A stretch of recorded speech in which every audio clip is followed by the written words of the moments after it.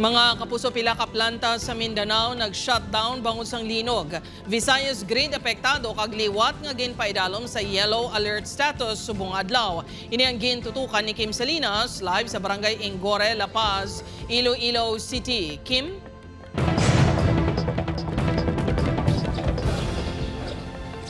Dirt, hindi lang sa Mindanao nabatsagan ang epekto sang linog sang Lunes kundi pati man sa supply sang kuryente sa Visayas grid.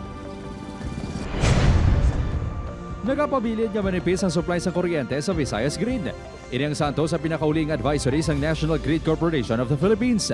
Humalin las 3 kina sang hapon, tubtob las 9 karon sa gabi, yara sa idalom sang yellow alert status ang Visayas Grid. Isa sa mga rason, ang manubong nga supply sa kuryente halin sa Mindanao. Sunod sa NGCP, bangod sa linog, madamo ang mga planta ang nag-shutdown. 450 megawatts pa kuntani ang maximum capacity nga mahamoy sa Visayas Grid halin sa Mindanao.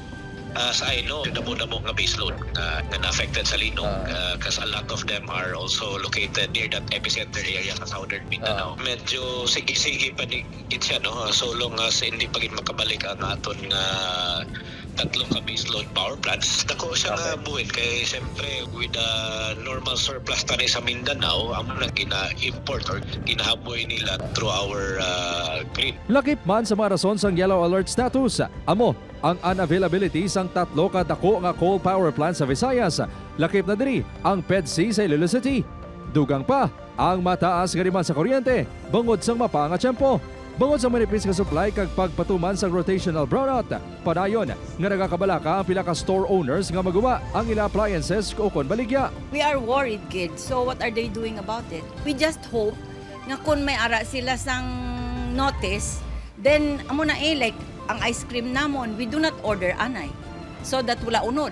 Naintindihan naman sang senior citizen nga si Merly sang Barangay San Jose, Iloilo City proper ang sitwasyon sang grid. Apang nagahingo sa power distributor nga mag-abiso man kuntani kung magpatuman sang power interruption. Budlay gid kay kung wala sang suga galingin gid ya ulo ko ya. Kay may vertigo kung nga daan.